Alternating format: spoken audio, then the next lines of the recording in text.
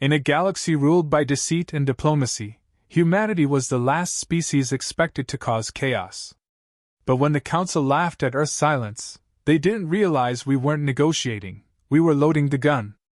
And when the trigger was pulled, the stars themselves held their breath. Ambassador Elena Voss sat at the edge of the intergalactic Concordium's main chamber, her hands folded, her face unreadable. Around her, Chaos wore a suit. The Veltar delegation, all chrome and logic, debated statistical thresholds for collateral damage. The Draxery barked over territory lines like scaled warlords trying to negotiate fire with fire. The Zaruk swarm merely pulsed in sickly bioluminescent waves, sharing phenomenal consensus that no one else could decipher. And Earth? Earth said nothing. 30 years in, and the rest of the galaxy still saw humans as junior diplomats in oversized chairs. They mistook patience for weakness, silence for submission. Elena let them. She listened as council members used words like stability and diplomatic framework, while their fleets quietly mobilized in the Helion corridor. Treaties had become napkins for wiping blood. "We propose a joint enforcement initiative," said Seraph 9, the Veltar's emissary, its synthetic voice smooth but soulless. "Neutral parties only. Exclude military powers currently in dispute." Which meant excluding the humans. Again. Elena offered a smile that didn't reach her eyes. "And what defines neutrality? Historical distance or the absence of conscience?" Chancellor Craxus snarled. "Neutrality is what keeps mammals like you from being trampled, Earthling." Elena didn't flinch. "We were trampled once. We didn't stay down." Zack, the Zaruk representative, emitted a cloud of spores that translated as derision. "Mammals posture. Mammals talk. But mammals never bite." She stood. That alone brought a shift in the room. No human had spoken more than 2 sentences per session in months. They were observers, after all. Minor voices. Elena walked slowly to the center podium, her heels silent on the alloy flooring, her eyes scanning species that had ruled sectors for millennia. She tapped her ear once. "Earth withdraws from the Helion talks," she said, voice calm. Murmurs rose. Seraph 9 tilted its head. "Clarify." Elena's gaze turned to ice. "No. Clarification is a tool for those still interested in conversation." Chancellor Craxus rose, his claws tapping the railing. "This is a diplomatic body. You don't get to walk away mid-negotiation." She turned to him. "You're mistaken, Chancellor. We're not walking away." Her hand dropped to her side, fingers curling. A subtle gesture, missed by most. But on Earth, on Titan command, and aboard 19 human warships hidden in deep orbit, it triggered a cascade. In under a second, the Council's main communication band stuttered. Glitches ran through the galaxy-wide relay system. Navigation buoys linked to the human-built Lancer gates blinked out one by one. In orbit above the neutral moon of Shadros 4, a human stealth cruiser dropped its cloak and unleashed a kinetic rod into the Veltar outpost. No warning. No diplomacy. Just one steel-tipped column moving at Mach 23. The impact left a hole 3 kilometers wide and a single message beamed into open space: "Severance, initiated." Panic gripped the council chamber. Seraph 9 stuttered in static. "Human interference with core infrastructure is a violation of Concordium Protocol 3. "You mean the protocol you violated when you let Zaruk war drones pass through civilian trade lanes?" Elena asked. "Or perhaps the one you ignored when you falsified consensus voting records?" Craxus leaned forward. "You think you can threaten the Draxery? You are insects compared to our bloodlines." She cut him off with a glance. "You're obsolete. You built your throne on rituals and roar. We built ours on knowing exactly how many satellites orbit your homeworld, and how many of them we control." A silence fell that wasn't mere quiet, it was weight. The kind of silence that meant something irreversible had begun. Zack released a burst of violet spores. "What is your objective?" Elena looked around. "Objective? We spent 30 years in this chamber. 30 years watching your corruption simmer beneath a layer of ritualized civility. We hoped for reform. Instead, we watched you weaponize words and let smaller species die in proxy wars. You pushed. We bled. You lied. We listened. She reached into her coat and pulled out a small obsidian badge. It shimmered faintly, coded to Earth's black chamber clearance. This badge represents the authority to disable every human-built FTL stabilizer in the Virelli core. As of now, all 6 gates are dark. The galaxy runs on infrastructure we gave you. We just took it back. A Veltar aide collapsed into static, overloaded. Draxari guards rushed to their warlord's side, barking in ancestral code. Zack writhed, pheromones broadcasting distress. The illusion of order cracked. Elena placed the badge on the central podium and turned away. I suggest you find a better way to speak, she said. Because from this point forward, we're not answering questions. We're issuing ultimatums. As she walked back to her platform, the chamber buzzed with emergency transmissions and overlapping panic. Her aide, Lieutenant Daw, leaned in. Ma'am, Ghost Fleet reports Phase 1 is confirmed. Orbital assets disabled. Silent servers holding.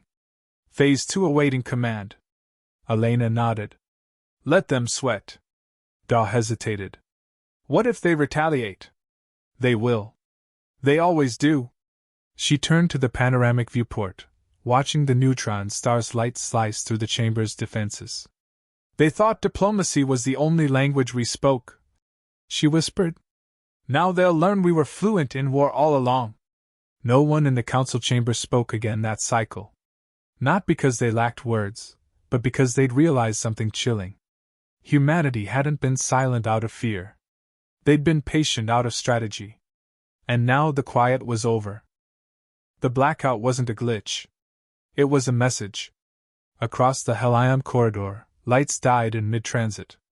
Pilots cursed as navigation markers blinked out one by one. On the diplomatic relays, the Concordium's emergency system struggled to identify the source, but the answer came too fast and too loud to miss.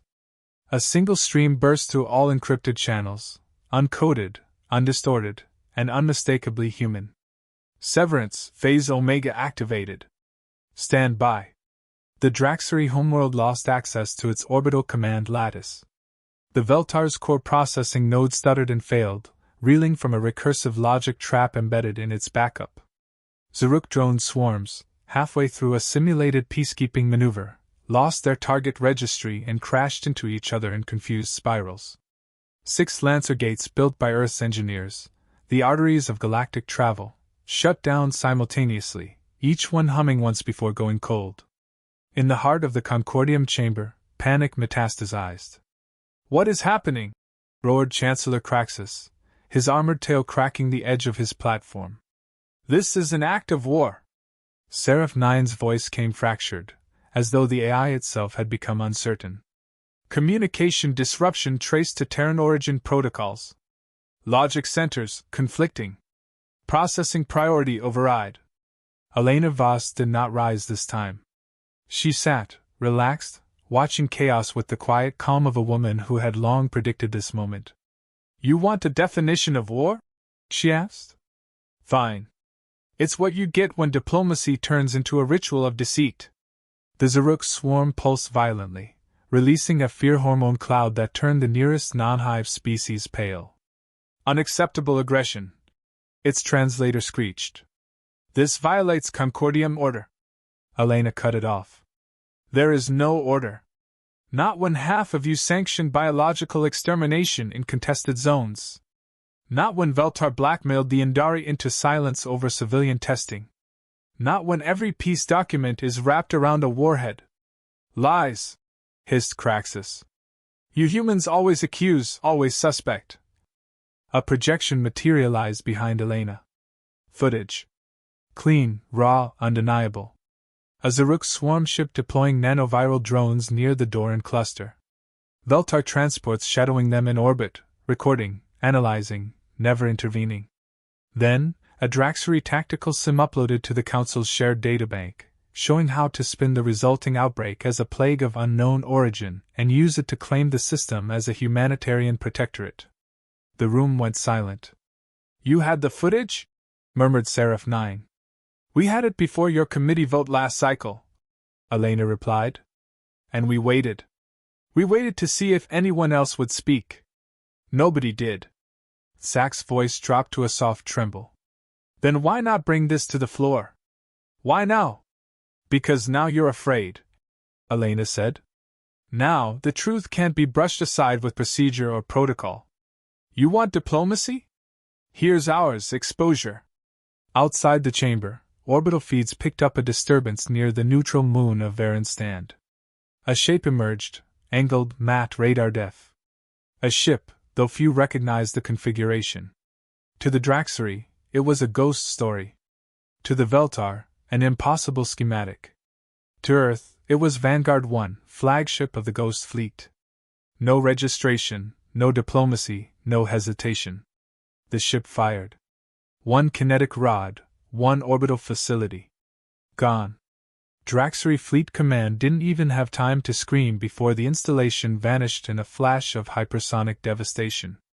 Emergency alerts triggered in over 23 systems. Concordium's civil fleets scattered. Trade routes collapsed. Entire quadrants slipped into blackout. At that moment, every Council species realized the same truth: Earth wasn't a minor power with sharp rhetoric. It was the one species that had entered the Council with a contingency plan for betrayal. Turn it back on! Craxus shouted. Force them to reverse the lockdown. Elena's tone never rose. You think this is a power play? It isn't.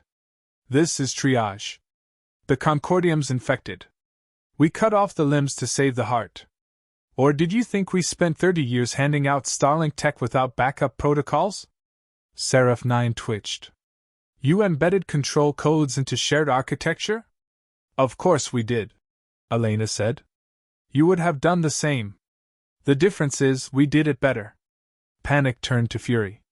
Delegates yelled across platforms, alliances cracked in real time. Some species activated defensive grids, others broadcast surrender appeals. Humanity, for all its alleged arrogance, said nothing further.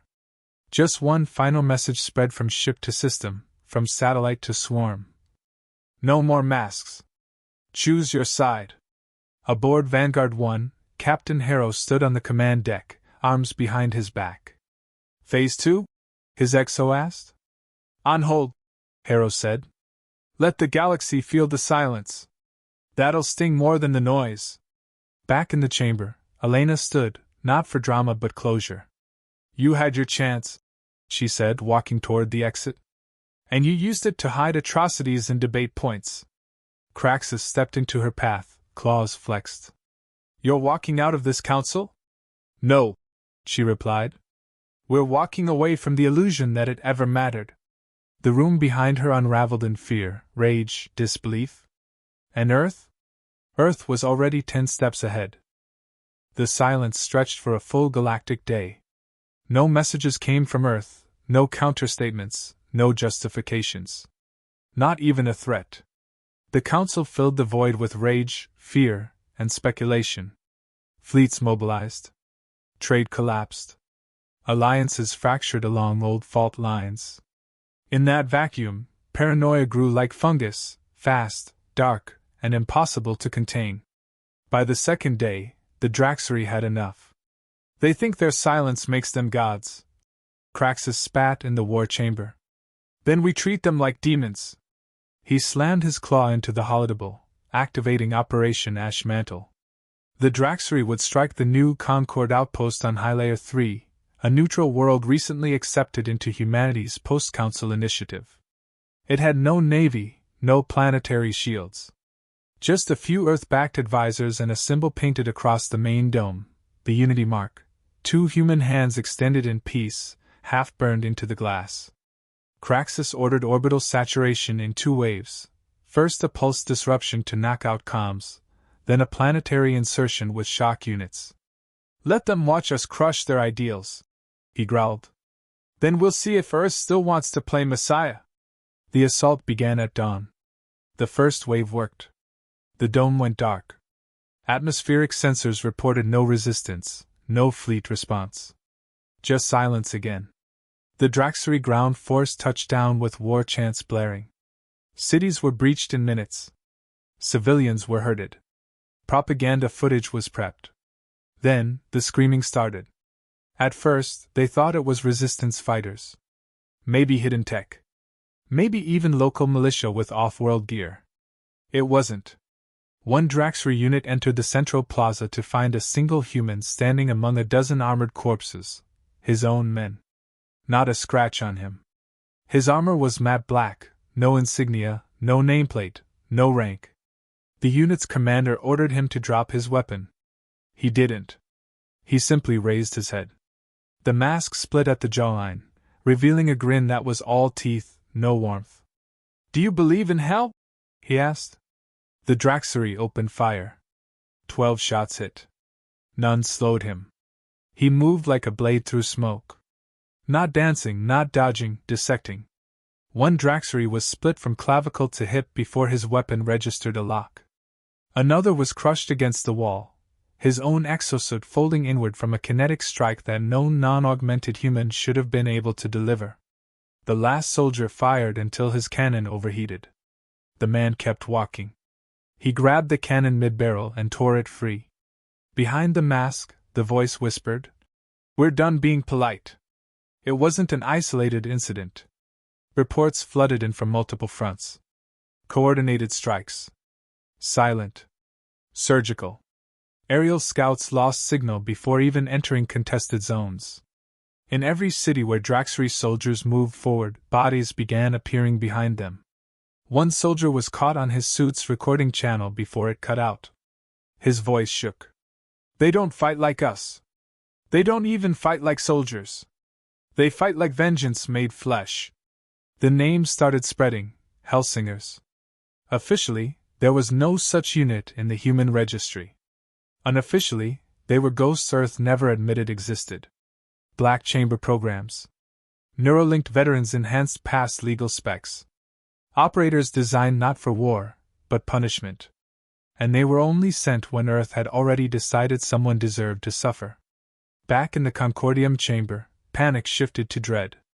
The Zaruk began retracting swarms from border systems. Veltar calculations reversed course, aggression now marked as strategic error. Even Seraph 9, recompiled and rebooted after the calm's blackout, transmitted a new directive. Initiate diplomacy protocol, contrition. But it was too late. Elena Voss returned to the chamber without fanfare. No banners. No guards. She walked in with a datapad and silence. "You sent war to test our resolve," she said.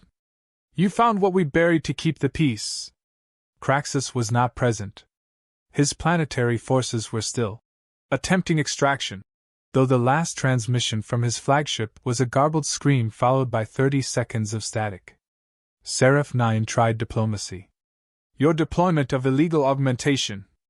"They're not illegal," Elena replied. "They're classified. And as of today, declassified." She activated the pad. The entire chamber saw it. Combat logs. Full neural feeds. Names. Faces. Mission tags. The Hellsingers were no myth. They were humanity's final argument. The footage was unbearable. It wasn't brutality. It was precision. Calculated silence. Targets neutralized with 0 civilian casualties, 0 collateral damage. Surgical fear. Technological savagery refined into an art. Elena let them watch. No commentary. Just the sounds of Draxery elites crying for backup that never came. When it ended, she finally spoke. "You thought Earth would bark when cornered. Instead, we tore down the cage." Zack attempted unity language. "Retaliation against a council-sanctioned operation violates." "You sanctioned nothing," she snapped. "You voted for war behind closed doors, and pretended peace in front of cameras. We didn't retaliate. We corrected." A murmur of protest rose. She raised a hand. "We warned you. Not once. Not twice. But every time you ignored the bodies piling up while you drafted condemnations. We are not the problem. We are the reckoning you've earned." Seraph 9's processor stuttered. And what do you want now? She looked around the chamber. Nothing. We have what we need. And soon others will come to us, not for protection but for truth. You rule by silence and shadows. We bring the light. You can stand in it, or burn under it. And with that, she left. Behind her, the chamber finally understood what every Draxery survivor now whispered as a warning. When humans go silent, don't listen for their words. Watch for the storm. The message spread like a pulse through the stars. Earth wasn't occupying territory. It wasn't demanding tribute. It wasn't even gloating. It was dismantling the galactic order piece by piece, not with fleets, but with intent. The Draxery offensive had collapsed. Their war councils went silent. Their fleet commander's last transmission had ended with 4 words. They were already inside. But the council didn't crumble. Not yet. For all their fear, old empires held on to pride like it was armor. The Veltar Union initiated a closed-session analysis of the data released on the Helsingers. Their conclusion: Earth had developed an adaptive war doctrine rooted in human unpredictability and decentralized command. Their recommendation: containment. It was their last unified decision before their own internal AI subroutines began defecting to Earth's open-source justice net. That was when the real shift began. Small species, those often left voiceless in the Concordium, began to transmit requests for alliance. Not in whispers. Not secretly. Openly. The Indari, long mocked for their pacifism, asked for observer status in Earth's new Concord. The Tlarn pledged their orbital industries. The Sithrek offered something Earth hadn't even requested: governance rights over 6 neutral systems in exchange for security and judicial AI enforcement. They called it a clean bargain. Elena Voss didn't issue declarations. She issued terms. Every system that joined had to consent to full transparency. Every military vessel was required to run on human-developed truth-verified operating systems. No weapon could fire without an ethically bound AI verifying its target origin, chain of command, and civilian risk profile. The galaxy called it extreme. Earth called it the baseline. What you call radical, Elena said in a transmission to the remaining council delegates. We call the bare minimum for surviving the future you tried to prevent. Seraph 9 tried diplomacy again. This time, with the added desperation of a voice forced to reconcile its own logic against a losing position. We acknowledge that structural reform is necessary, it said. The Concordium is open to negotiation. Elena didn't respond immediately. The delay wasn't theatrical. She simply let the weight settle. Then, without venom, she answered. You don't get to negotiate over something you already broke. The only thing on the table now is whether you dissolve yourselves, or wait for the rest of the galaxy to do it for you. Craxus was nowhere to be found. Rumors swirled, executed by his own kind, hiding in deep space, captured by Helsingers. It didn't matter. The Draxery command structure had fractured. Some of their border colonies raised Earth's insignia voluntarily. Others simply shut down communications and went dark, hoping silence would shield them from attention. In the new Concord, something began to take shape that hadn't existed in centuries: voluntary cooperation. Species that had once bartered in secrecy now held tribunal councils with humans acting not as enforcers, but facilitators. Disputes were settled by logic-verified AI panels. Trade resumed under digital contracts that couldn't be forged, edited, or delayed. And all of it was public. The Council didn't understand how it had unraveled so fast. It had spent centuries crafting a complex web of dependencies. Earth didn't unravel it with fire. They cut one strand, trust. And when it snapped, everything else followed. Zack made one last attempt at preservation. You are creating a polarity, it warned. You fracture what you claim to save. Elena's voice returned cold and sharp. No. We're forming a mirror. If the Concordium breaks from looking into it, that's not our fault. That's justice catching up. By then, the numbers told the rest of the story. 224 member systems had requested terms with the new Concord.